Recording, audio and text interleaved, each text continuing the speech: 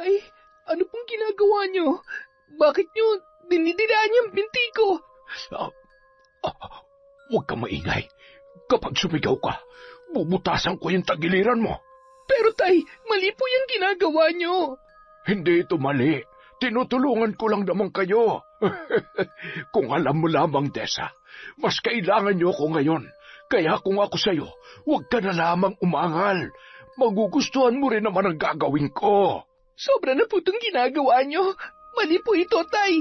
Kung hindi niyo na po ako kayang irespeto, isipin niyo ang anak niyo. Mas gusto niyo po ba na magkasira kayo ni Alex? Hindi mo ako kailangang paalalahanan. Alam ko kung anong ginagawa ko. At maniwala ka, hindi magagalit ang asawa mo. Ano pong ibig niyong sabihin? Mas mabuti nang hindi mo alam. Masasaktan ka lang. Pero huwag ka mag-alala. Iingatan naman kita. Dadahan-dahanin ko lang dahil alam kong inosente ka pa. Tatanggalin ko na tong pang-itas mo, ha? Huwag kang gagalaw kung hindi. Anong sinabi niyo? Permiso? Mga demonyo kayo! Napakasama niyo! Taon 2004. Quezon. Mula nang ikasal si Desa sa 5 taon niya ng kasintahan na si Alex, ay nagpasya ito na doon na lamang sila tumira sa bahay ng mga magulang ng lalaki. Kasama nila roon ang 58 anyos nitong ama na si Lito, at ang ina nito na nakaratay na lamang sa higaan mula ng ma-stroke. Maganda naman ang pagtanggap ng biyanan kay Desa, kaya hindi siya nahirapang pakisamahan ang matanda. Ang nanay naman ng kanyang asawa, bagamat hindi niya ito nakakausap, ay mukhang gustong-gusto rin naman siya para sa nag-iisa nilang anak. Dating nagtatrabaho sa restaurant si Desa, waitress siya doon. Ngunit na magsama na sila ni Alex ay pinahinto na siya ng lalaki sa kanyang pagtatrabaho. Hindi raw magtatagal ay magiging padre de pamilya na ang kanyang nobyo, kaya mas gusto nito na sa bahay na lamang siya. Prinsesa siya kung ituring ni Alex, kaya tumagal ang kanilang relasyon. Pamilya rin ng lalaki ang gumastos para sa kanilang kasal. Simple lang yon dahil hindi pa nila kaya ang magarbong kasal. Isa pa ay kakaunti rin lamang ang kanilang mga inimbita. Bago pa man sila tumira sa bahay ng biyanan, ay nangupahan muna sila sa bayan para malapit pa rin sa trabaho. Ngunit nang sila ay ikasal, si Lito na mismo ang nangumbinsi sa kanya na doon na lang sila tumira sa bahay ng mga magulang ng lalaki para madali silang makapag-ipon ng pampatayo nila ng sariling bahay. Pumayag naman si Desa dahil mas praktikal naman yon para sa kanilang mag-asawa.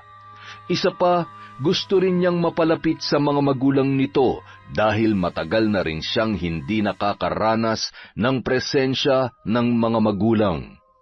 Pagdating pa lamang niya roon ay mainit na ang pagtanggap sa kanya ni Lito. Kung paano siya itrato ng asawa niya ay ganoon din ang ipinakita nito sa kanya, kaya naisip niya na mapapabuti nga siya sa pananatili roon. Dahil panggabi ang trabaho ni Alex, sila lamang ng biyanan niyang lalaki ang naiiwan doon tuwing gabi. Sa umaga naman ay halos maghapong tulog ang kanyang asawa, kaya halos hindi na rin sila gaanong nakakapag-usap. Ang tanging kakwentuhan niya lamang ay si Lito, kaya madaling napalapit ang loob niya sa matanda.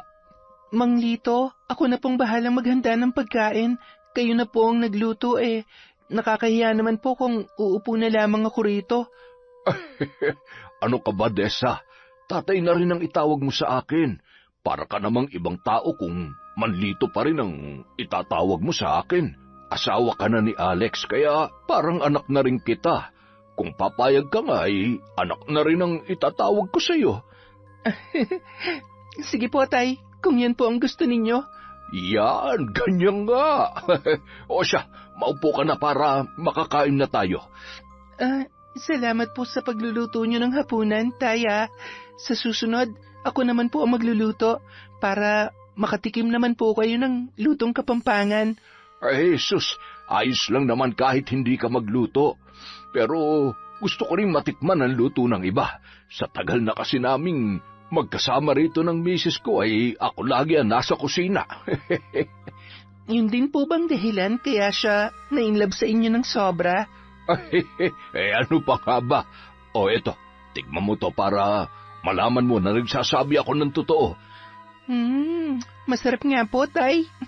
Naku, kung kayo po pala yung palagi magluluto, sigurado na tataba ako rito. Mas mabuti na yung tumaba ka kaysa naman yung mangayayat ka. Kaya kumain ka ng kumain dyan. Sa susunod, ipapatikim ko naman sa iyo ang paboritong ulam ni Mrs., yung ginataang santol. Talaga po? Paborito ko rin po yun eh. Si Alex po yung una nagpatikim sa akin nun. Ayaw-ayaw pa nga ako nung una dahil naasiman ako pero masarap po pala talaga paggata. Mabuti naman at nagustuhan mo. Ako nagluto nun. Pinagdala ko lang siya. Sabi ko ipatikim niya sa nobya niya. Nako, tataba ka nga talaga rito kapag napadalas ang pagluluto ko. Hayaan mo, bukas ng tanghali, yun ang lulutuin kong ulam. Pero sa hapunan po ako naman ha. Baka po kasi masyado na akong ma-spoil dito eh. Huwag mong isipin yun. Isipin mo na lang, anak din kita. Ginagawa ko rin naman to kay Alex nung dito pa siya umuwi. Kaya po pala makatatay talaga siya. Oo, sanggandikit kami mag-ama. Tingnan mo naman mula itsura, sa karisma, nakuha niya lahat. Ang hindi niya lang nakuha ay yung galing ko sa pagluluto. Nako, hindi po ako kokontra dyan. Nung minsan pinagprito ko siya ng isda, halos hindi na po namin makain. Nagkandala-sug-lasug na nga eh. Medyo sunog pa. Pero nagpapasalamat naman po ako dahil sinusubukan niya talaga. Abay, bagay nga talaga kayong dalawa. Siya nga pala, kailan niyo ba kami balak bigyan ng apo? Excited na kami ni Mrs. Kahit hindi na siya nakakakilos ay gusto pa rin naman niyang makitang magiging apo namin sa inyo. Hindi pa po kasi namin napag-uusapan ng tungkol dyan, Tay. Bakit hindi pa kasal naman na kayong dalawa? Hindi na kayong mga bata. Kayang-kaya niyo nang maging magulang. May trabaho naman si Alex at ikaw, malusog ka naman. Bagay na bagay sa iyo maging nanay. Nasabi ko na po kasi kay Alex na hindi pa po ako handa para dyan. Bakit naman?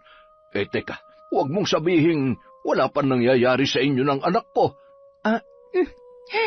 Ganun na nga po. Mabuti kung ganon. Po? Ang ibig kong sabihin, mabuti kung ganon dahil ang anak ko palang makakauna sa'yo kung sakali. Birhen ka pa pala, ay napakaswerte ni Alex. Pero alam mo, Iha, kahit pinahahalagan mo ang sarili mo, dapat alam mo pa rin kung paano magpaligaya ng isang lalaki. Ayos ka lang ba? Ayos lang po ako. Medyo nagulat lang po ako sa sinabi ninyo. Jesus, bakit ka pa magugulat? Hindi ka naman na bata. Nasa tamang edad na kayo ng anak ko. Hindi na nga po ako bata pero naiilang po ako na pinag-uusapan ng tungkol dyan eh. Siguro po, pag-uusapan na lang namin ni Alex sa susunod kapag meron na po kaming plano. Nakakatuwa talaga kayo. Nung panahon namin, hindi na namin pinag-uusapan yan. Magtatalik lang naman kayo at kayo lang naman ang makakakita sa isa't isa. Kung nahihiya kayong gawin yun dito sa bahay, dahil nandito kami ng misis ko, kaya naman naming magpanggap na wala kaming naririnig o napapansin. Pero kung gusto mo, makikisali ako. Biro lamang yun. Hindi po yata magandang biro yon, Tay. Ito naman, biro nga lamang yun eh. Huwag mo namang seryosohin. Tsaka, masanay ka na sa akin. Mapagbiro talaga tong tatay nyo. Pero, huwag ka mag-alala.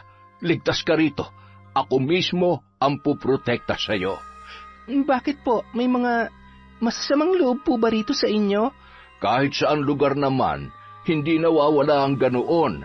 Pero hindi mo naman kailangan mag-alala dahil wala naman magtatangkang manakit sa iyo rito. Nasabi na ba sa'yo ni Alex na barangay tanod ako? Nako, baka hindi mo alam. Kinatatakutan ako ng mga siga rito. Kapag may away, palaging ako yung tinatawag nila para umawat kasi alam nila na sa akin lang makikinig ang mga siraulong yon. Magaling po pala talaga kayo. Ay, syempre naman. Hindi lang sa pagiging tanod, pati sa... Mas mabuti po siguro kung kumain na lang tayo, Tay. Ang sarap pa naman po ng niluto niyang ulam. Lalamig na po ito kapag hindi pa tayo kumain. Ay, oo nga, tama ka. Pasensya ka na ha. Napasarap lang ang pagkukwento ko. Hindi nagustuhan ni Desa ang naging paraan ng pagbibiro ni Lito sa kanya. Bagamat maaga siyang naging independent, ay alam niya kung paano disiplinahin ang sarili kahit walang gumagabay sa kanya, kaya hindi niya nagagawang magbiro o makisakay sa ganoong klase ng biro. Nakakabastos yun para sa kanya, ngunit pinalampas na lamang ni Desa yon para hindi sila magkaroon ng samaan ng loob, lalo na't kalilipat lamang nila ni Alex sa bahay ng kanyang mga magulang. Sa mga sumunod na araw ng pananatili ni Desa sa bahay ng kanyang biyenan, nakaramdam na siya ng hiya dahil wala siyang maitulong sa gastusin doon. Sinabihan naman siya ni Alex na hindi niya kailangang magtrabaho dahil ito na ang bahala sa mga gastusin sa bahay. Pero naisip niya na hindi naman masama kung kahit papaano ay tutulong pa rin siya. Naisipan niyang magluto ng mga kakanin at ilako yon sa kanilang lugar.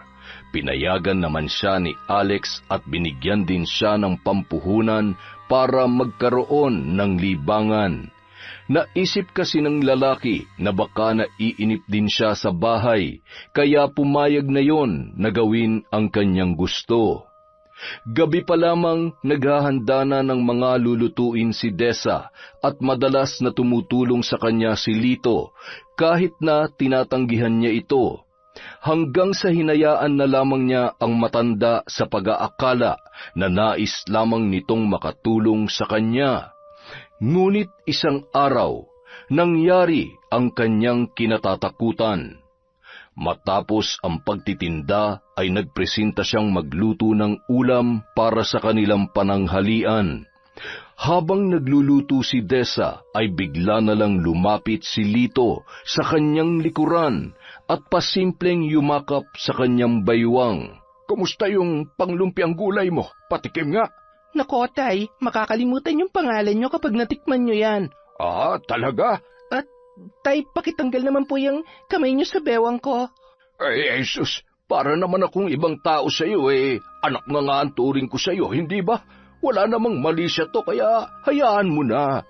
Pero Tay, hindi po maganda na basta-basta na lamang po kayo nangahawak kapag ginusto ninyo. Paano po kung may ibang makakita sa atin tapos iba ang iisipin? Bakit ba kasi lahat na lang ng gawin ko binibigyan mo na mali siya? Dahil hindi nyo naman po dapat ginagawa yon. Hindi po yun normal. Sa bagay, ganyan talaga kapag wala pang karanasan. Lahat na lang minamasama. Darating ka rin naman sa punto na pagsasawaan ka ng anak ko. Nakakabastos na po kayo, ha? Naririnig niyo po ba ang sarili nyo? Hindi na po maganda yung lumalabas sa bibig nyo, Tay. Masyado ka kasi maarte. Maganda ka nga pero wala ka naman silbi. Simpleng obligasyon mo lang bilang asawa hindi mo pa magawa. Ano ba mahirap doon? Hihiga ka lang naman at bubuka ka sa harap ng anak ko. Ganyan lang po ba kababa ang tingin nyo sa aming mga babae? Kaya nga po gusto kong maghanap buhay para magkaroon din ako ng silbi rito Hindi ba't sinabihan ka na ng anak ko na hindi mo na kailangan magtrabaho? Pero nagpupumilit ka pa rin. Ano, may gusto kang patunayan? Na mas magaling ka sa anak ko? Hindi yun ang silbi mo, kaya kanya pinakasalan. Bigyan mo siya ng anak. Yun ang obligasyon mo bilang asawa. Bakit po ba kasi pinapangunahan yung pagkakaroon namin ng anak? Kung siya nga, hindi ako minamadali Tapos kayo, grabe kayo kung makapagsalita. Hindi naman po kayo ganyan sa akin nung una. Ang hina mo naman kasi. Malamang mahal na mahal ka ng anak ko kaya hindi kanya pinipilit. Pero ako, bilang ama niya, Alam na alam ko kung anong gusto niya, kaya ako na mismong magsasalita para sa kanya. Mabuti ho kung alam niyo ang gusto niya, pero kami pa rin na magdedesisyon kung kailan kami magkakaanak. Tay naman, ayoko ho na magkaroon tayo ng samaan ng loob habang nandito kami ng asawa ko. Kaya kung pwede sana, wag na lang kayo makialam sa mga desisyon namin bilang mag-asawa. Bakit ba takot na takot ka magpabuntis sa anak ko? Baka naman wala ka talagang kakayahan na bigyan siya ng anak. Malusog ho ako, at sigurado ako ron, kaya alam ko sa sarili ko na wala akong problema. Yan naman pala eh. Walang dahilan para patagalin niyo pa. Gusto ko na magkapo. Hindi naman po yung ganong kadali. Hindi po kami makakabuo ng isang gabi lang tapos may maglalakad na kinabukasan. Alam mo, kung hindi pa kaya ng anak ko, ako na lang ang gagawa. Bakit niyo ako tinulak sa pader, Tay? Nakakasakit na kayo, ha? Kung kinakailangan, idikit pa kita dyan sa sinasandalan mo. Gagawin ko para hindi ka na makagalaw. Alam mo, unang kita ko pa lang sa'yo. Gustong gusto ko nang gawin to. Nahawakan ka na ba ni Alex dito? Ang bango-bango mo. Tay, wag. Wag niyo pang gawin sa akin to. Maawa naman kayo. Shh! Hindi mo naman siguro gugustuhin mag-eskandalo, hindi ba? Ano na lang ang sasabihin ng mga kapitbahay natin kapag narinig ka nila sumisigaw? Kahit sabihin mo na may ginagawa ako sa'yo, hindi ka nila paniniwalaan. Ako mas kilala nila at sa akin sila mas maniniwala. Kaya para hindi yun mangyari, hayaan mo na lamang akong hawakan ka ng ganito. Ang kinis-kinis mo talaga. Tay, wag po. Isipin niyo naman po si Alex. Asawa ko po ang anak ninyo. Huwag niyo pong gawin sa akin to. Huwag kang mag-alala. Mabilis lamang to, Desa. Tay, maawa po kayo. Ang mabuti pa tumalikod ka. Tao po? Tao po? Anak ng wisit na babaeng yun ah. Ngayon pa talaga. Hoy, Lito, alam kong nandyan ka sa loob. Lumabas ka dyan. Ay, ikaw, dito ka lang. Huwag kang lalabas. At kapag dumating mamaya si Alex, wag na wag ka magsusumbong sa kanya. Kung hindi, malilintikan kayong dalawa sa akin. Opo, hindi po ako magsusumbong, Tay. Lito, ano ba? Ano na naman bang ipinuputok ng butsi mo, Pule? Halos araw-araw ka na lang nambubulahaw, ah. Ako pa talaga? Kung hindi niyo ako binibigyan ng problema, hindi kayo mabubulahaw sa pagsigaw ko. Hindi ka na talaga naubusan ng problema. Ano na naman ba yon? Hindi talaga mauubos ang problema ko hanggat hindi nyo inaayos ang pagkakatali ng mga alaga nyong kambing. Tingnan nyo yung mga halaman ko. Ginawang tanghalian ng mga alaga nyo. Buisit! Sa susunod na makita ko mga yan sa bakuran ko, ipapatubos ko na yan sa inyo. Ang dami mo satsat. Nasaan ba at huhulihin ko? Gamitin mo yung mga mata mo na makita mo hinahanap mo. Leche! Kung ayaw mo sabihin, may bahala ka. Sana iubusin ng mga alaga kong kambing yung mga halaman mo na manigas ka sa galit.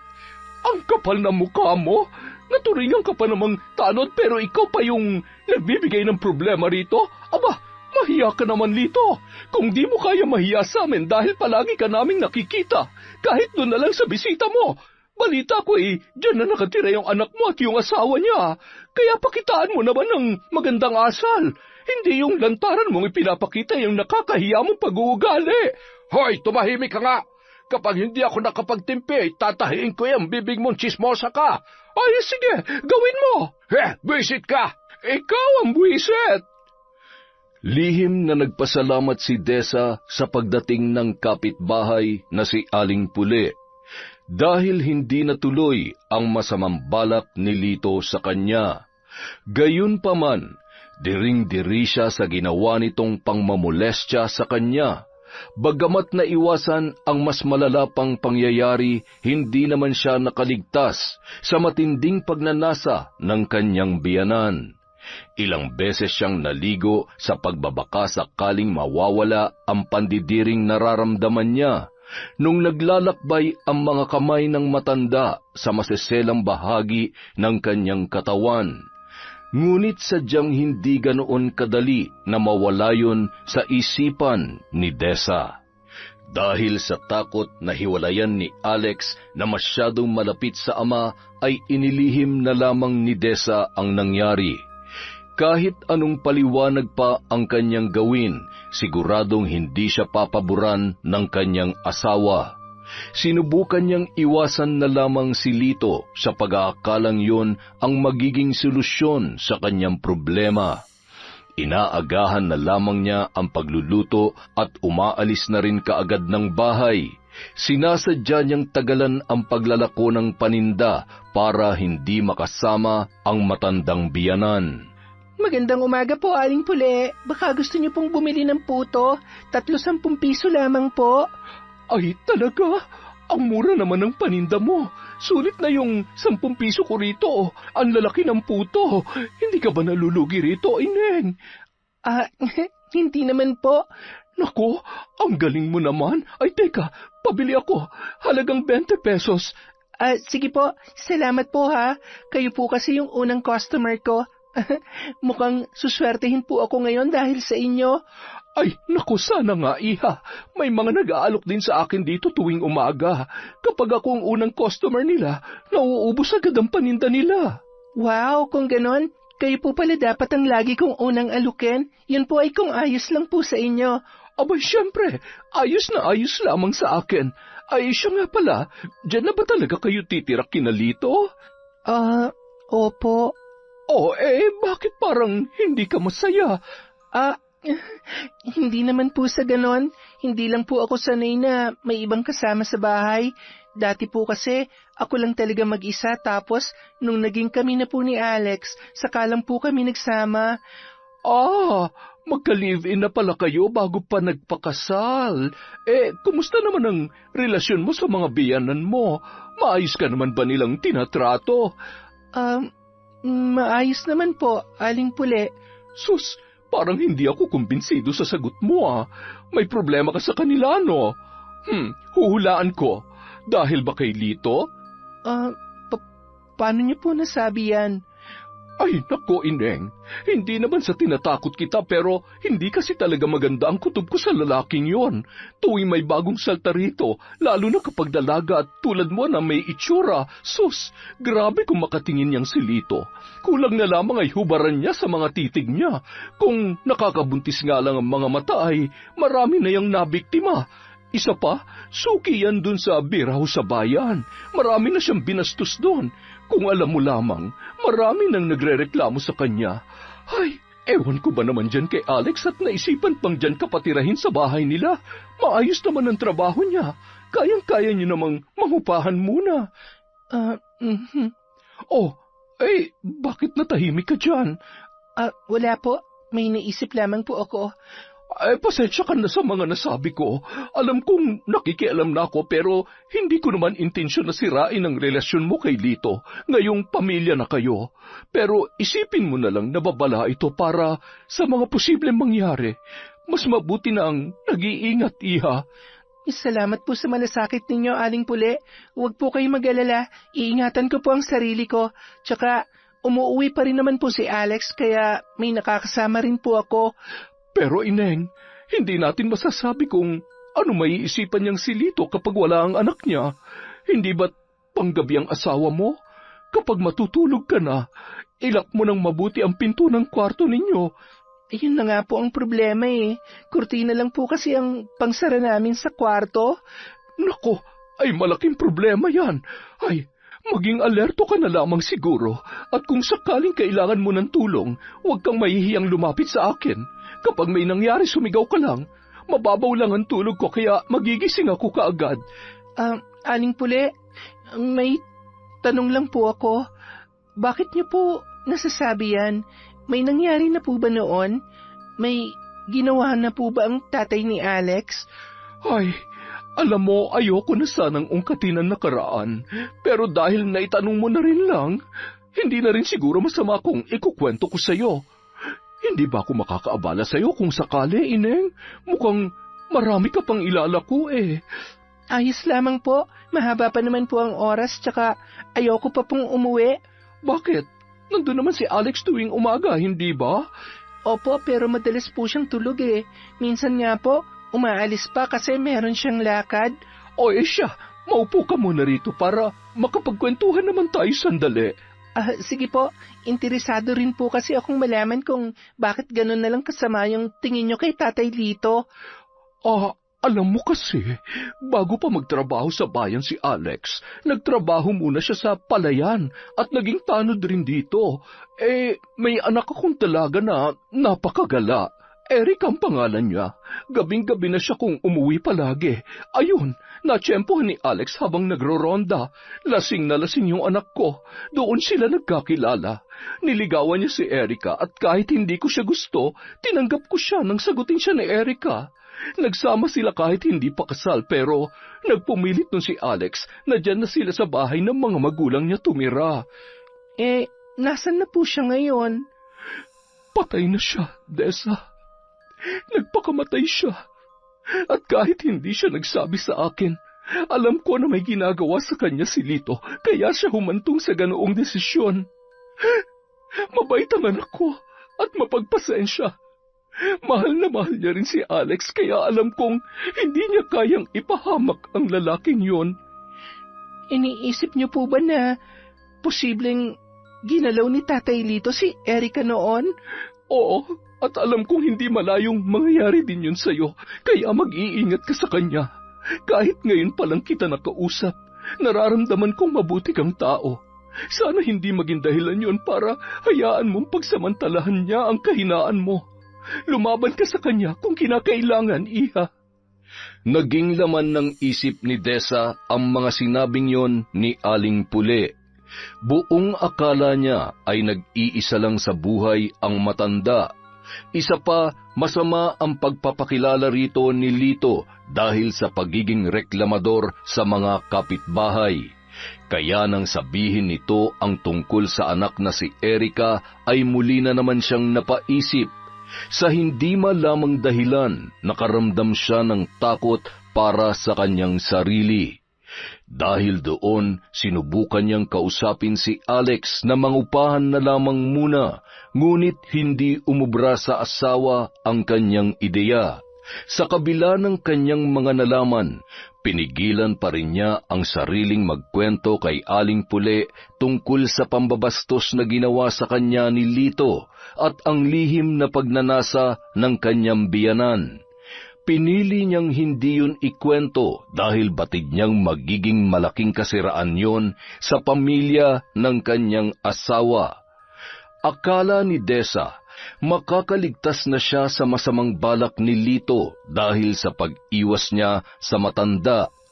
Ngunit isang gabi, nagising na lamang siya nang maramdamang tila may mainit na bagay na dumadampi sa kanyang mga binti. Hindi siya gumalaw nung una sa pag-aakalang panaginip lang yun, ngunit nang imulat niya ang kanyang mga mata, tumambad sa kanya ang matandang biyanan na nakadapa sa may paanan ng kama. Tay, ano pong ginagawa niyo? Bakit niyo dinidilaan ang binti ko? Huwag ka maingay. Kapag sumigaw ka, bubutasan ko yung tagiliran mo. Pero tay, mali po itong ginagawa niyo. Hindi ito mali. Tinutulungan ko lang naman kayo. Kung alam mo lang, Desa, mas kailangan niyo ako ngayon. Kaya kung ako sa'yo, huwag ka na lamang umangal.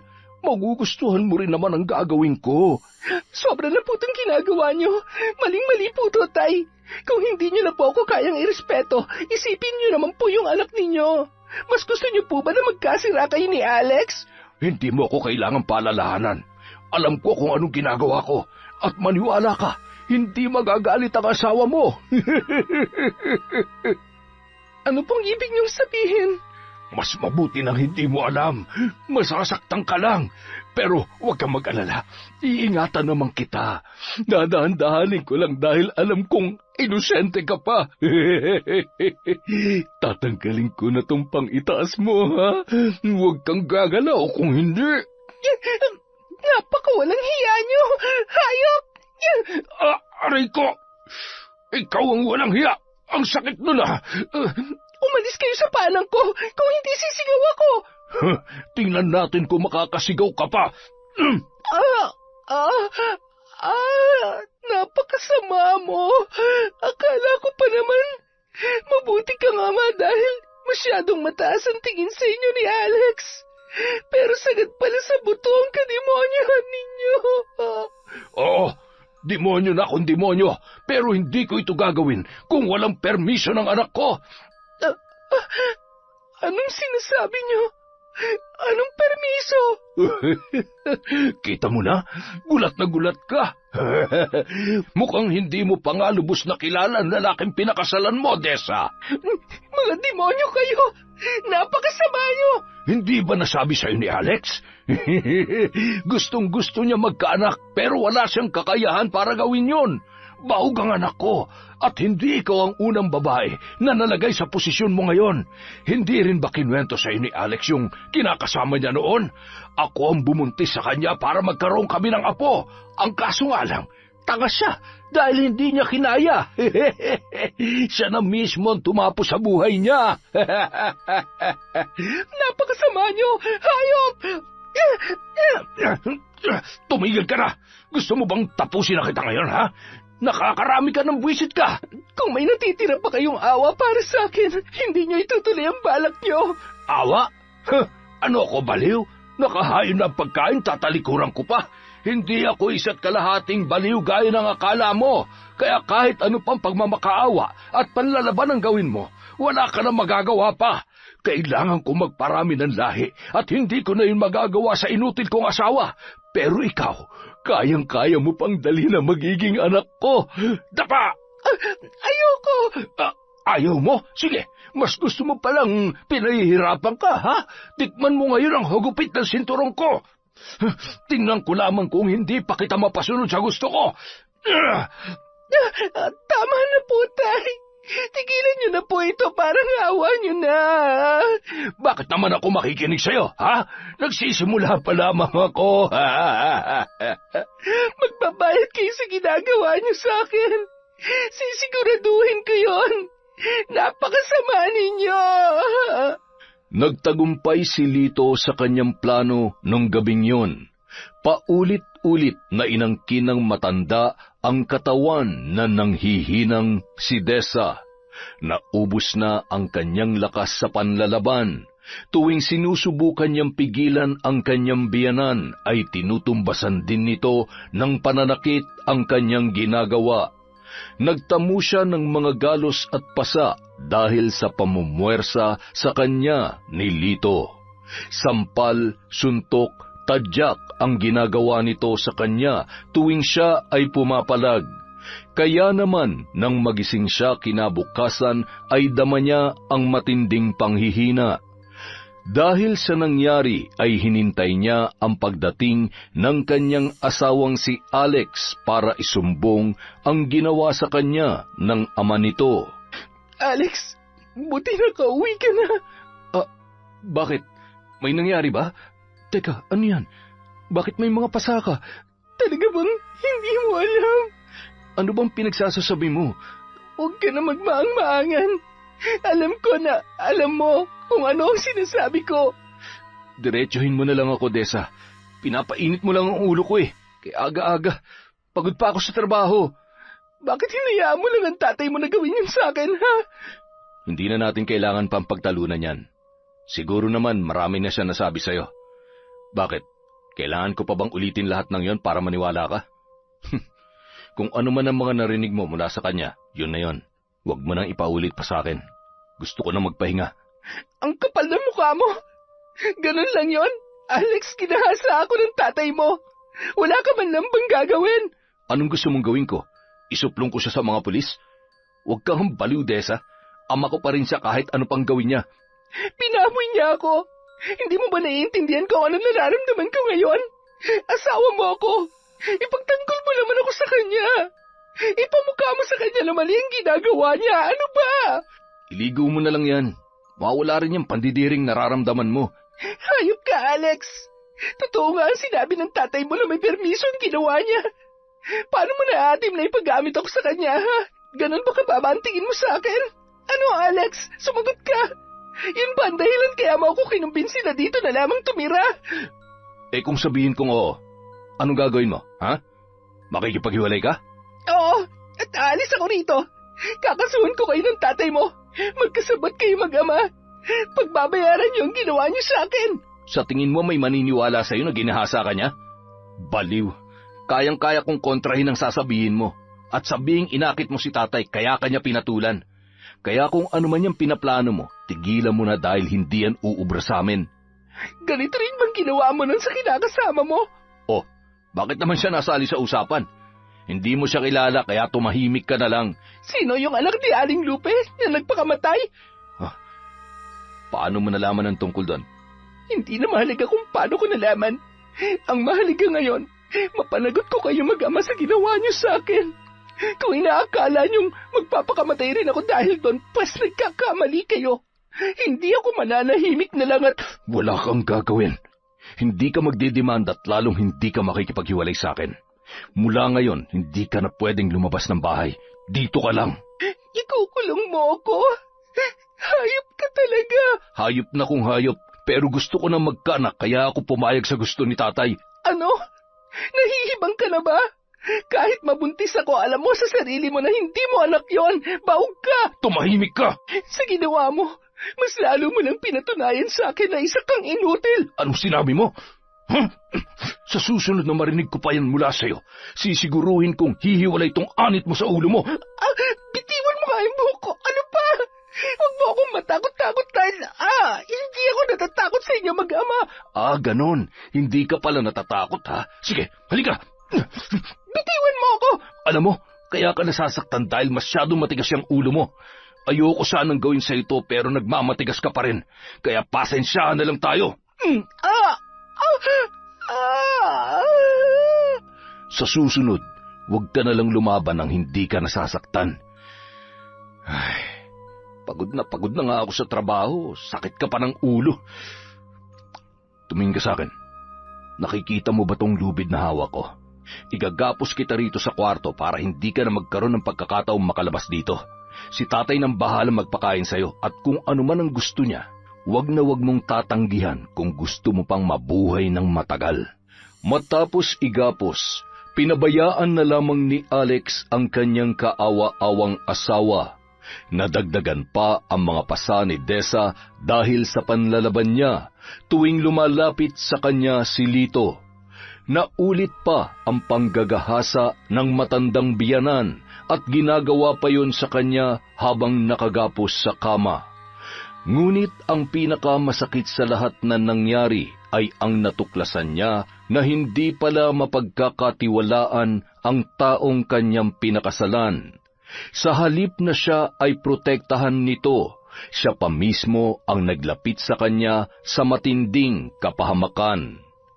Lumipas ang mahigit 1 buwan at tuluyan na ngang nagdalang tao si Desa. Dinadala niya noon sa kanyang sinapupunan ang anak ng taong bumaboy sa kanya, na nais namang ituring na anak ng kanyang asawa. Pakiramdam niya noon ay para lamang siyang isang hayop na inanakan at yun lamang ang kanyang pakinabang. Hindi na siya muli pang nakalabas ng bahay, lalo na nang lumaki na ang kanyang tiyan. Ngunit noong 4 na buwan na siyang buntis, muli na naman siyang nakaranas ng matinding pang-aabuso. Sa pagkakataong yon ay mas malala pa ang kanyang pinagdaanan. Pinagtulungan siya ng mag-amang Lito at Alex. Halos ikamatay niya na ang kababuyang ginawa ng mga yon sa kanya. Dahil doon, nakunan si Desa. Namatay ang sanggol na nasa kanyang sinapupunan. Sa halip na kaawaan ay siya pa ang sinisi ni Lito sa pagkawala ng bata at nakaranas pa siya ng matinding pambubugbog bilang parusa sa nangyari. Halos ikamatay na ni Desa ang pananakit na yon ni Lito. Samantala, dahil nagsususpecha na ang kanilang kapitbahay na si Aling Lupe, ay naalarma na rin ang mag-ama, kaya gumawa na ng paraan ang mga yon kung paano siya ididispatcha. Igapos mo na yan. Bilisan mo. Kailangan na natin mailabas ang katawan niya habang wala pa mga tao sa labas. Sigurado po ba kayong wala ng pag-alagala ng ganitong oras, Tay? Baka nakakalimutan mong barangay tanod ako rito. Alam ko kung kailan wala ng pag-alagala pa sa labas, kaya sigurado kung wala na makakakita sa atin. Saan ba natin dadalhin si Desa? Buhay pa siya, Tay. Di sa lugar kung saan siya maaaring mamatay. Alam mo naman siguro kung saan ang bahay ng kinatatakutang mambabarang dito, hindi ba? Doon natin siya dadalhin. Yung sinasabi nilang may lahi ring aswang? Oo, anak. Sariwa pa ang dugo ni Desa nang makunan siya, kaya sigurado kung hindi siya makakaligtas sa matandang yon. Sa ganun paraan, hindi na natin siya kakailanganin pampatayin dahil may iba nang gagawa noon para sa atin. Iba ka talagang mag-isip, Tay. Kaya bilib na bilib ako sa iyo eh. Basta huwag ka lang magpapatalo sa konsensya mo, ha? Dahil kapag pinairal mo ang emosyon mo, lalo na sa ganitong pagkakataon, ikaw rin mismong magpapahamak sa sarili mo. Ay, teka, umamin ka nga. Nagdadalawang isip ka ba sa gagawin natin? Hindi po, Tay. Tsaka wala naman akong magagawa kung kailangan na nating idispatcha si Desa. Sayang nga eh. Mahal ko pa naman siya, pero nung sinabi niyang isusuplong niya kayo sa pulis, bigla nagpantig yung tenga ko. Hindi ko kayang ipahamak kayo, Tay. Kaya tama lang yan sa kanya. Pasalamat na lang siya dahil kahit papano naawa pa tayo sa kanya at hindi natin siya dito pinatay. Tama. Kung mamamatay man siya sa kamay na mambabarang na yon, posibleng hindi niya namamalayan. Pabor pa sa kanya pag nagkataon. At kapag may naghanap sa kanya, alam mo na kung sino ituturo at ididiin natin. Kahit walang ebidensya, siguradong maniniwala sa atin dahil para sa mga taga rito, salot ang mambabarang na yon. Kung ganun bilisan na po natin, Tay. Igapos mo na mabuti at busalan mo ang bibig niya para hindi makasigaw. Kunin mo itong sako. Kasyang-kasya si Desa rito. Pakihawak na lang po, Tay, para maipasok ko itong katawan niya sa sako. Ayan, kasyang-kasya naman pala eh. Magmumukha lang tayong may dalang basura nito. Ikaw ang bumuhat dyan. Magmamasid-masid na lang ako sa paligid, ha? Siya, halika na. Hindi tayo pwedeng mag-aksaya ng oras. Tay, tulungan niyo muna ako. Hindi ko to kayang ipasa na mag-isa sa balikat ko. Ang bigat eh. Siya, sige. Bumaba ka ng konti para maipasan ko to sa'yo. Ang bigat nga talaga nito, ha. Ako nang mauna. Titingnan ko muna kung may tao sa labas. Sige ho, Tay. Ayan, pwede ka nang lumabas. Dahan-dahan lamang, ha? Tay, paano kung may mauna pang makakita kay Desa kaysa dun sa mambabarang na sinasabi nyo? Hindi kaya mas mabuti kung patayin na natin siya ng tuluyan at hayaan na lang natin yung matanda na magdispatcha sa bangkay niya? May punto ka rin naman dyan, anak. May dala ka bang patalim dyan? Wala, Tay. Hindi ko na naisip kanina sa pagmamadali eh. Hayaan mo na. Maghanap na lang tayo ng batong ipupukpok sa ulo niya para matuluyan na talaga yan. Ako na ang gagawa. Sige po, Tay. Bilisan na po natin. Nang malapit na sila sa bakanteng palayan, kung saan malapit ang bahay ng kinatatakutang mambabarang sa kanilang barangay, ibinagsak ni Alex ang katawan ni Desa sa lupa. Naghanap naman ng bato si Lito para sana ipupukpok sa ulo ng babae, ngunit habang naghahanap ang matanda ay biglang natigilan ang mag-ama nang makarinig sila ng kaluskos sa di kalayuan. Dahil madilim, hindi nila agad na aninag kung ano yon. Ngunit maya-maya lamang unti-unti nang luminaw ang kanilang nakikita. Kaagad na napaatras ang dalawa. Kitang-kita ang pamumutla ng mag-ama habang nakatitig sa kanila ang malaking aso na animoy handa silang atakihin anumang oras. Sa takot ni Lito, nauna pa itong kumaripas ng takbo papalayo kesa sa anak niya na si Alex. Naiwan naman ang katawan ni Desa sa natutuyong lupa sa palayan nang wala pa ring malay. Tumayo sa tabi ng sako ang aso at saka yun inamoy-amoy. Ilang sandali pa ay nagpakawala ito ng sunod-sunod na alulong. Tanda na may isang buhay na nawala ng gabing yon. Nang makalayo ang mag-ama, sakalang noon lumabas ng bahay si Felicia. Nakaagaw pansin sa kanya ang sakong dala ng isang lalaki. Hindi niya alam kung ano ang laman noon, ngunit inutusan niya ang alagang aso na lumabas para takutin ang mga ito.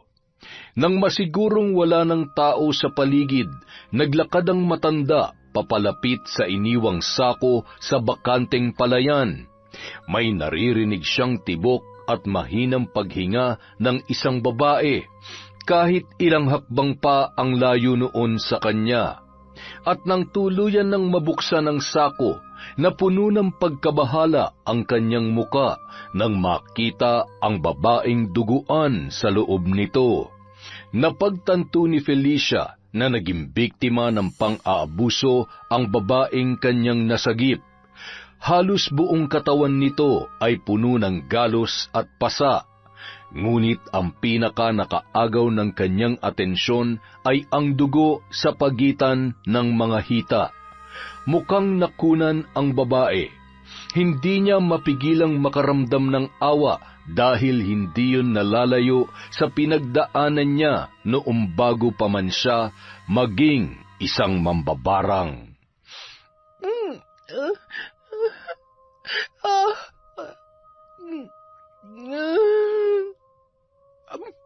Mabuti naman at gising ka na. Sino ka? Nasaan ako? Anong lugar ito? Huwag kang matakot. Hindi kita sasaktan. Ako ang nakakita sa katawan mo kagabi, kaya nandito ka ngayon sa aking bahay. Anong ibig niyong sabihin? May nakita akong 2 lalaki kagabi doon sa palayan.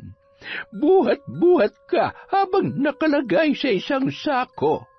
Kung hindi lumapit sa kanila ang alaga kong aso, malamang hindi na kita naisalba pa. Pupukpukin ka na sana ng bato ng matandang lalaki. Balak kanilang patayin, iha. Mga hayop sila. Hindi pa sila nakontento sa pambababoy sa akin. Gusto pa nila akong patayin. Ay, sandali. Sino ba sila? Asawa ko po at saka po yung biyanan ko. Ginahasa ako ng biyanan ko na itinuring ko na rin na parang tunay kong ama. Pero nagawa niyang babuyin ako sa kabila ng pagmamakaawa ko sa kanya. Pero alam niyo po kung ano yung pinakamasakit sa lahat. Alam ng asawa ko yon at hinahayaan niya lang ang tatay niya. Tapos kagabi, pinagtulungan po nila ako. Sinubukan kong lumaban pero ito ang inabot ko. Ay, mukhang hindi nga madali ang pinagdaanan mo sa kanila. Kung wala naman silang mabigat na dahilan para gawin sa iyo yon, hindi ka dapat pumapayag na abusuhin na lamang ng mga ganong klase ng tao. Sandali po. Hindi po ba kayo yung kinatatakutan nilang, halos lahat ng mga taga rito ay takot sa akin. Ang alam kasi nila, hindi lang ako basta mambabarang, kundi isa ring aswang. Pero hindi totoo ang kanilang mga kwento. Hinayaan ko na lamang na matakot sila para walang magtangkang gumawi rito. Kung ganoon, hindi po totoo na may ilahi kayong aswang? Hindi, iha. Marahil ay nasabi lamang nila yon dahil sa alaga kong aso. Pero, bakit niyo po ako tinutulungan? Tinulungan kita dahil napagdaanan ko rin yan noon. Ang kaibahan lamang, hindi ko kaano-ano ang gumawa sa akin. Pinagsamantalahan nila ako at basta na lamang itinapon sa kung saan. May matanda ring tumulong sa akin noon. Kinupkup niya ako hanggang sa nalaman ko na kabilang siya sa isang grupo na gumagamit ng itim na mahika.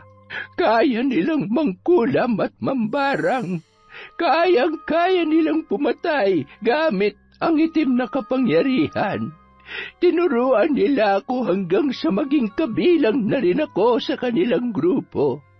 May tribo kami noon sa bundok, pero may isang grupo ng kalalakihang pumunta roon para sunugin lahat ng aming tahanan. Ang tingin nila sa amin ay mga salot at nagdadala lamang ng kamalasan sa mga nakatira sa ibaba ng bundok. Kaya po ba napadpad kayo dito? Oo, matagal na akong naninirahan dito at matagal ko na rin pinoprotektahan ang sarili ko gamit ang itim na mahika.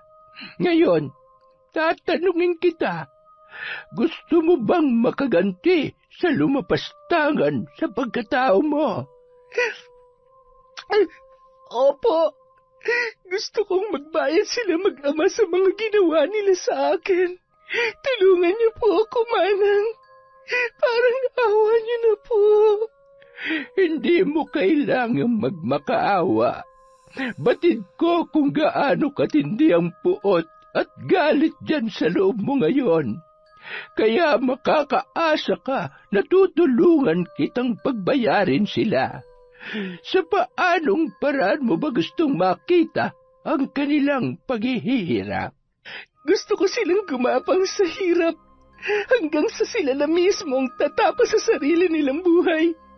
Gusto ko rin maramdaman nila ang sakit na naranasan ko habang sabay nila akong ginagahasa.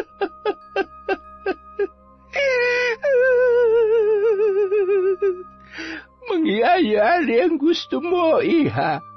Ngunit kakailanganin ko ang dugo mo para simulan ang pagpapahirap sa kanila. Gawin niyo po ang lahat ng kailangan niyong gawin. Papayag po ako sa kahit na anong ipagawa ninyo, Manang. Basta maparusahan lamang po silang mag-ama.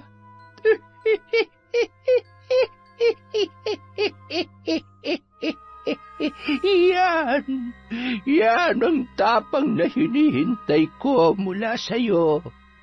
Huwag ka mag-alala. Sa gagawin ko sa kanila, hindi na nila magagawa pang muling lumigaya. Ay, teka, sandali. May kukunin ako. Heto. Ano po yan? Laman ng garapong ito ang mga alupihang ginagamit ko sa pambabarang. Mga alaga ko sila. At kapag nakipagkasundo ka sa among pinagsisilbihan nila, mangyayari lahat ng nanaisin mo sa iyong paghihiganti. Ano po bang kailangan kong gawin? Kailangan ko ang patak ng sariwang dugo na magmumula sa iyo. Tinupad ni Felicia ang pangakong tutulungang makapaghiganti si Dessa. Gaya ng kanyang sinabi ay pinatakan nito ng sariling dugo ang mga insektong gagamitin niya sa mga taong nais nitong paghigantihan. Matapos ang kanilang pag-uusap ay pumasok na siya sa kanyang silid upang simulan ang ritual.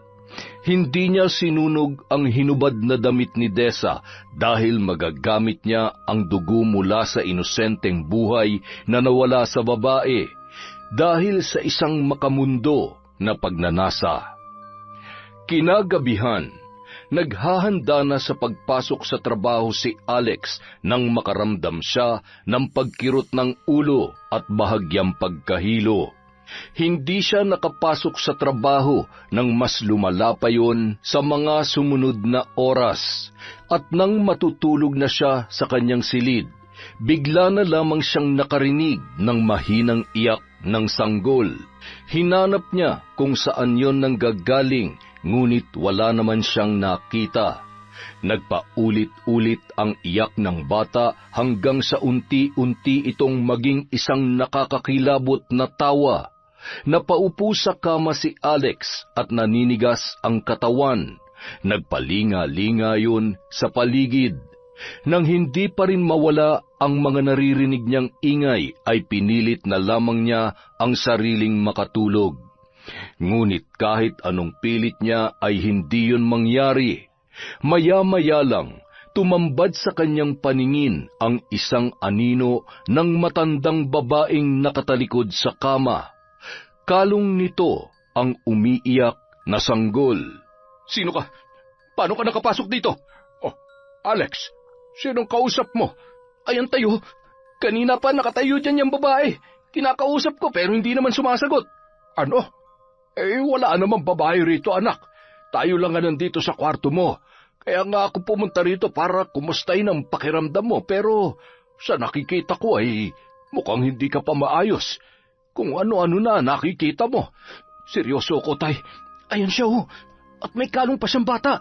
Umiiyak siya. Anak, meron nga, tay. Bakit ba hindi kayo naniniwala sa akin? Alam mo, ang mabuti pa ay magpahinga ka na lamang muna. Baka bukas mawala na rin ang sakit ng ulo mo. Paalisin niyo siya, tay. Ginugulo niya ako. Ayoko silang kasama rito. Anak, hindi ba't sinabi ko na sa iyo na wala ka namang kasama rito? Ako lang ang kasama mo, wala nang iba. Walang babae at wala ring sanggol. Kaya ng sinasabi mo. Ay, mukhang kailangan na kitang patingnan sa albularyo bukas, ah. Umalis kayo. Alis! Alex, ano pa nangyayari sa iyo? Umalis na kayo! Labis na nag-alala si Lito sa ikinikilos ng kanyang anak. Hindi lang kasi isang beses nangyari na animoy may kinakausap ang lalaki na tanging ito lamang ang nakakakita.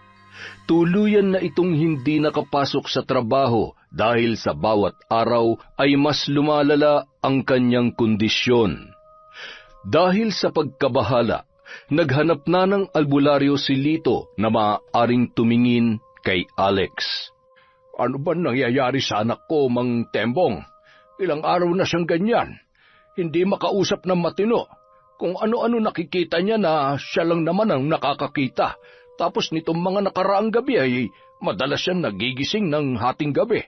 Sumisigaw siya at nahihirapang huminga. Sabi niya, may bata raw na sumasakal sa kanya. Kailan pa ba yan nagsimulang mangyari sa kanya? Nitong nakaraan lang, 3 araw na ngayon. Meron ba siyang nakaaway o nagawa ng masama bago ito nangyari? Nako, mabait yang anak ko. Imposibleng magkaroon siya ng kaaway o may magawa ng masama para mangyari ito sa kanya. Lito, tatapatin na kita. Hindi basta-basta ang pinagdaraanan ng anak mo. May bumabarang sa kanya. Malakas at matindi ang galit ng taong yon. Kaya isipin niyo kung sino ang maaaring gumawa nito. Barang? Sino namang... Ay, teka, hindi kaya... May naiisip ka bang maaaring magpabarang sa kanya? Wala. Lito, kung gusto mong maagapan ng maaari pang mangyari sa anak mo, kailangan mong magsabi ng totoo. Nasabi ko na sa inyo, walang nakaaway ang anak ko at wala rin akong kilala na galit sa kanya. Kung ganun, wala akong may tutulong sa inyo. Ay, teka, hindi nyo man lang ba aalamin kung sinong gumawa nito sa anak ko? Hindi ba't may kakayahan kayong ibalik ito sa gumagawa sa kanya? Pasensya ka na, Lito, pero alam ko may hindi ka pa sinasabi sa akin. At tiyak na makakahadlang yun sa panggagamot ko. Ngayon pa lamang ay pinapaalalahanan na kita. Simula pa lamang ito ng maaaring mangyari sa kanya. Anong ibig mong sabihin? May mas malala pang pwedeng mangyari sa anak ko? Oo, Lito. Kaya kung magsisinungaling ka pa rin sa akin, maaaring mawala sa iyo ang anak mo. Sa kabila ng naging paalala ng albularyong si Mang Tembong, mas pinili pa rin ni Lito na itago ang tunay na nangyari dahil batid niyang siya ang may kagagawan ng lahat. Wala siyang ibang naiisip na maaaring magpabarang kay Alex kundi ang asawa nitong si Desa. Hindi nila napatay ang babae, kaya malaki ang posibilidad na nakaligtas ngayon. Ngunit ang malaking palaisipan sa kanya ay kung sino ang tumutulong sa kanyang manugang at kung bakit si Alex lamang ang ipinababarang nito, gayong higit siyang nagkasala kay Dessa.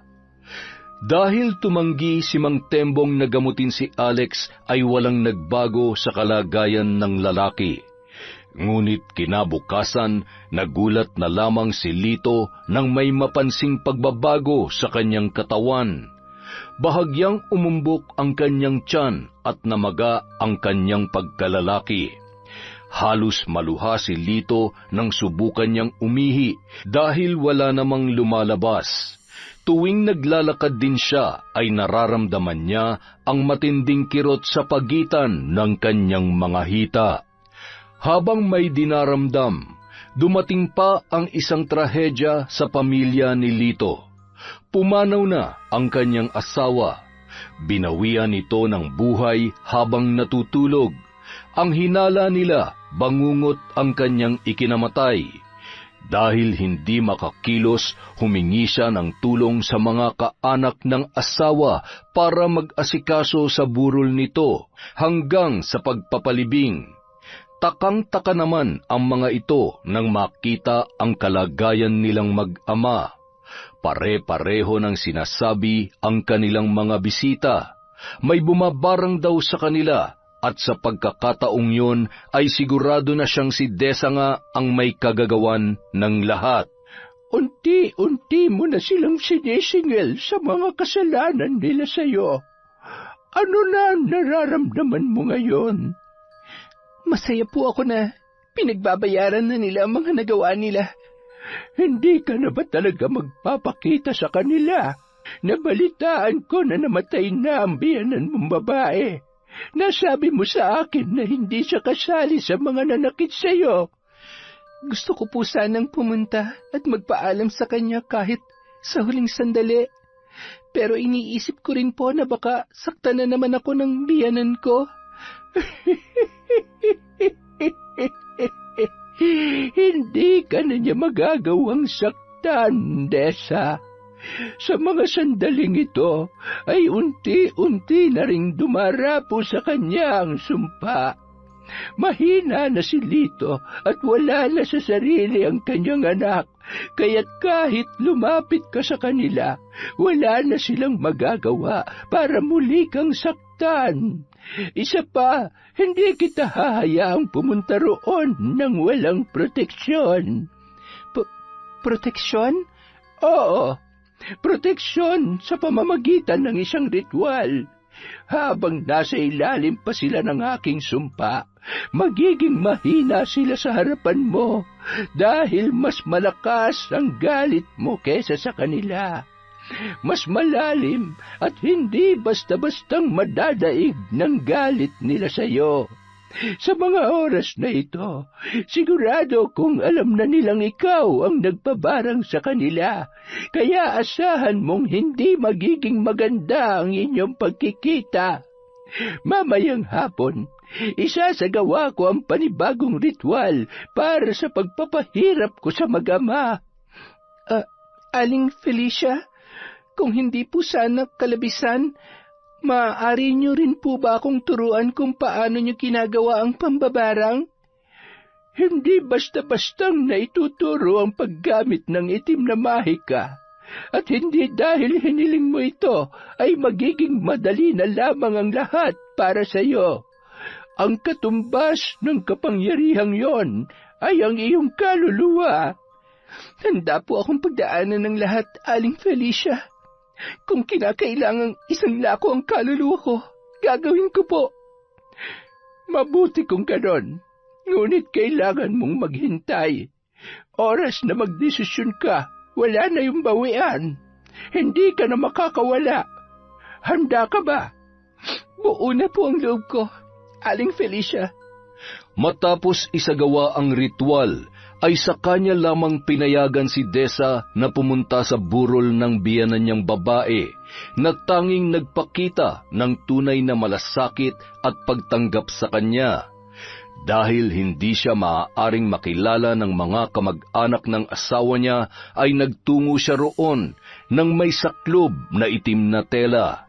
Hinintay niyang mabawasan ang mga nakikipaglamay bago siya lumapit sa kabaong ng yumaong ginang. Nag-alay siya ng panalangin at nagpasalamat sa matanda.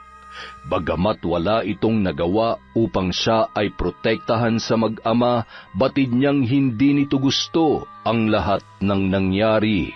Hindi nakita ni Desa sina Lito at Alex sa labas ng bahay, kung saan nakaburol ang kanyang biyanan. Pasimple siyang umikot sa likod para pasukin ang silid, kung saan siya walang awang pinagsamantalahan ng mag-ama. Napangisi siya nang makita si Alex na nakaratay na lamang sa kama. Nakatitig ito sa kisame habang kinakausap ang sarili. Nakaagaw pansin din sa kanya ang pamamaga ng mga braso't binti ng lalaki. Naghalo-halo na ang iba't ibang amoy sa silid na yon. Mukhang napabayaan na ang kanyang asawa sa kalagayan noon. Nang magtungo siya sa kabilang silid, natagpuan niya naman si Lito na namimilipit sa sakit habang pinipilit na bumangon mula sa pagkakahiga sa kama. Nanlaki ang mga mata nito nang siya ay makita. Anong ginagawa mo rito? Hayop kang babae ka! Alam kong ikaw ang may kagagawan nito! Ako nga. Siguro naman ngayon, alam niyo na kung anong kayang gawin ng isang babaeng matapos niyong halayin at yurakan ng pagkatao ay magagawa niyo pang patayin. Hintayin mo ang pagganti ko sa'yo. Sisiguruhin kong babalik sa'yo ang lahat ng nararanasan namin ng anak ko. Kulang pa yan. Hindi ako titigil hanggat hindi kayo gumagapang ng anak mo sa hirap. Tigilan mo na yung kabaliwan mo, Desa. Una pa lang, dapat alam mo na kung anong silbi mo sa pamilyang ito. Ano ba sa tingin niyo ang silbi ko? Para usan niyo mag-ama? Laruan niyo tuwing nakakaramdam kayo ng matinding pangangailangan? Lalaki ako at may pangangailangan din. Bakit pa ako maghahanap ng ibang babae kung nandito ka naman? Hindi ka naman sana masasaktan kung pumayag ka na lamang sa gusto kong mangyari. Magdadalang tao ka at isisilang mo ang anak ko. Magkakaroon na kayo ng anak at magiging masaya na kayo ng asawa mo. Ganun lang sana kasimple ang lahat, pero lumaban ka pa. Talagang lalaban ako. Hindi ko hayaang magtagumpay kayo nang hindi ko man lang pinaglaban ang dignidad ko. Napakahayop niyo mag-ama. Dapat sa inyo, hinahatid na sa hukay. Hindi mo magagawa yan. Asawa mo pa rin si Alex. Nakita mo ba ang kalagayan niya? Hindi ka ba nahahawa sa kanya? Mahal ka pa rin niya sa kabila ng lahat. Mahal? Pagmamahal ba ang tawag niyo sa ginawa niyo sa akin? Nababaliw ka na. Pumunta ako rito dahil nagbabaka sakali ako na nagsisisi na kayo sa mga kahiyupang ginawa niyo sa akin. Pero hanggang ngayon, mali pa rin ako ng inakala sa inyo mag-ama. Wala na kayong pag-asa kaya tama lang na pagdusahan niyo lahat ng naging kasalanan niyo. Hindi lang sa akin, kundi pati sa anak ni Aling Puli. Paano mo nalaman ang tungkol doon? Yan, ganyan din ang reaksyon ng anak niyo nang sinabi ko ang tungkol sa anak ni Aling Puli. Bakit? Anong ginawa niyo sa kanya, ha? Hinalay niyo rin ba siya at pinahirapan gaya ng ginawa niyo sa akin? Paano hindi? Pareho lang naman kayong uto-uto. Ang kaibahan niyo lang, pumayag siya na dalhin sa sinapupunan niya ang anak naming dalawa. Pero malay ko pa namang may balak din pala magpakamatay ang baliw na yon. Hindi na kayo naawa. Ilang taon nang nangungulila sa anak si Aling Puli pero hindi pa rin nabibigyan ng hustisya nangyari sa kanya. Ngayong alam ko na ang totoo, asahan niyo mas magiging mahirap pa ang pagpapahirap ko sa inyo. Tandaan mo yan! Matapos makipagsagutan sa matandang biyanan, nagpasya na si Desa na umalis doon.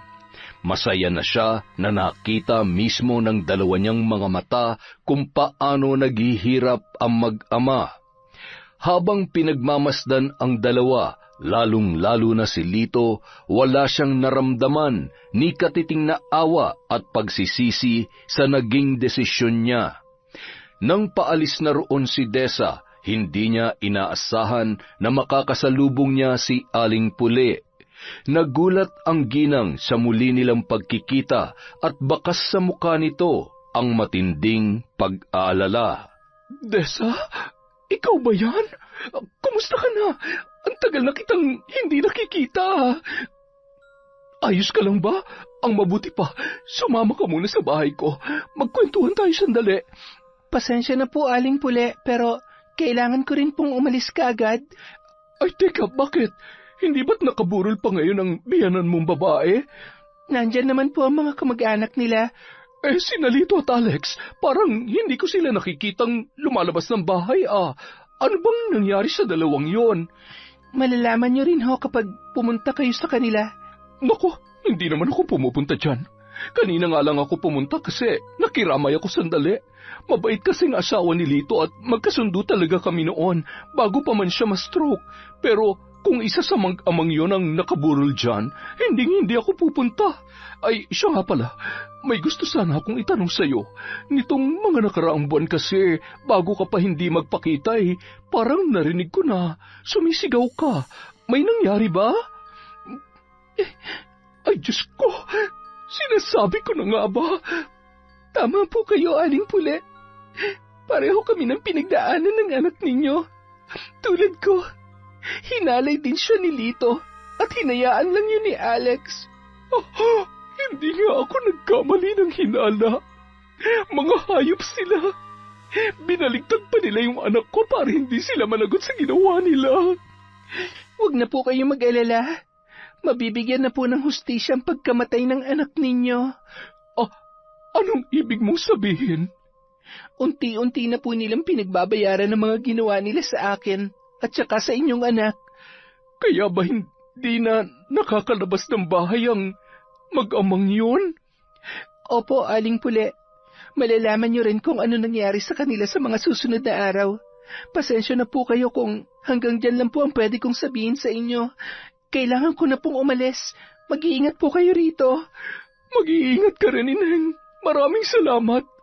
Kung ano man ang ginawa mo para pagbayarin sila, tatanungin kong malaking utang na loob yon. Kung ano man po ang nararanasan nila ngayon, nararapat lang po yun sa kanila, kaya hindi niyo po kailangan tumanaw ng utang na loob sa akin. Sige na po, Aling Pule, aalis na po ako. Nang makaalis si Desa ay naiwan naman si Aling Pule na may matagumpay na ngiti sa mga labi. Masaya ang ginang na sa wakas ay may kumilos na upang mabigyan ng hustisya ang kanyang anak na naging biktima rin ni Lito at Alex. Sa huling gabi ng lamay, tuluyan ng nalaman ng mga kapitbahay at ilan pang mga nakakakilala kay Lito ang sinapit nito at ng kanyang anak na si Alex. Marami ang nalungkot sa nangyari, ngunit mas marami ang natuwa sa karmang inabot ng mag-ama.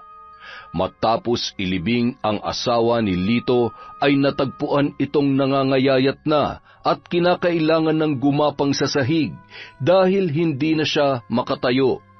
Kinumbinsi raw ito ng mga kamag-anak na magpadala na sa ospital nang matingnan ang kalagayan, ngunit tumanggi ang matanda.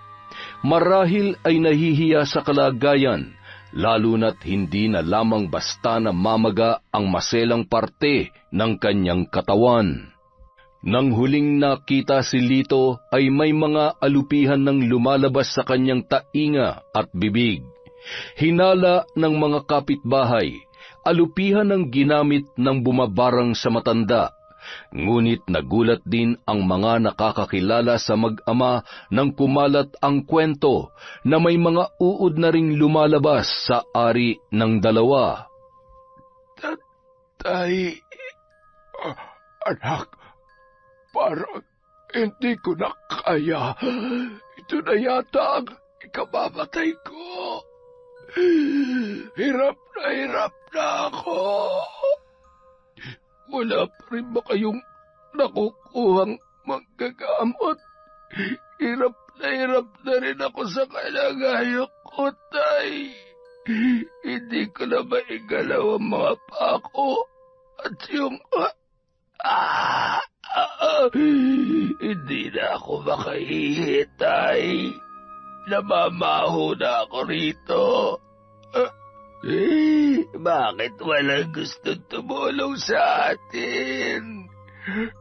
Iniwan na tayo ng mga kamag-anak natin, anak. Sa nanay mo lamang sila may pakialam. Yung iba naman, ayaw makialam dahil takot na madamay. Wala ring manggagamot ang gustong sumubok dahil masyadong malakas ang mambabarang na nakuha ni Desa. Puwisit na po ito para na tayong papasok sa impyerno. Tay, buti pa humingi na lang tayo ng tawad kay Desa. Magmakaawa tayo sa kanya. Baka sakaling gumaling pa tayo, Tay. At sa tingin mo, patatawarin ka ng babaeng yon. Matindi ang galit niya sa atin, Alex. Kahit lumuhod ka pa at lumuha ng dugo, hindi niya na tayo patatawarin. Baka nakakalimutan mo ang ginawa mo sa kanya.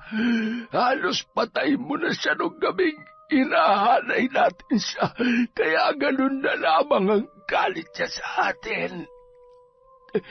Nakausap niyo siya ng burol ni nanay, hindi ba? Bakit hindi pa kayo humingi ng tawad sa kanya, Tay? Bakit ako? Ako lang ba nagkasala sa kanya? Ikaw dapat ang ko. Maunang gumawa nun dahil asawa ka niya. Nasaktan mo siya ng husto. Pero kayo ang may pakana ng lahat nito, mula kay Erika hanggang kay Desa. Kung bakit kasi hindi mo mapigilan yung sarili mo tuwing nakakakita ka ng babae. Pati tuloy ako napahamak. Ano?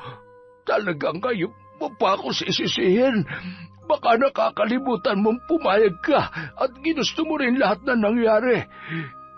Ikaw pa nga mismo ang narakot sa Erika yon para hindi magsumbong kay Pule. Pasensya na, Tay. Pero hindi ko na kayo masasamahan. Suko na ako, Tay. Sandali. Alex, bitiwan mo yung kutsilyo. Huwag mong...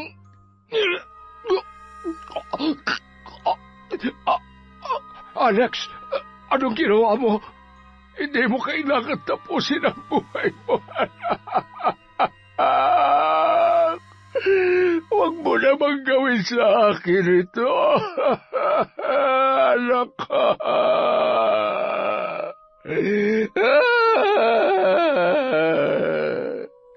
Tuluyan ng binawian ng buhay si Alex nung araw na yon, matapos niyang saksakin ang kanyang sarili.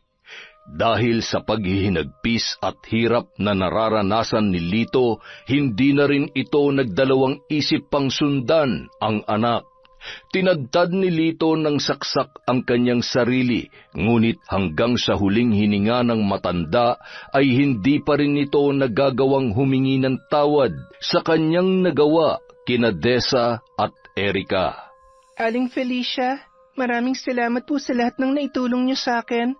Nakamit ko na po ang hustisya sa mga ginawa nila, kaya tatanawin ko po itong malaking utang na loob.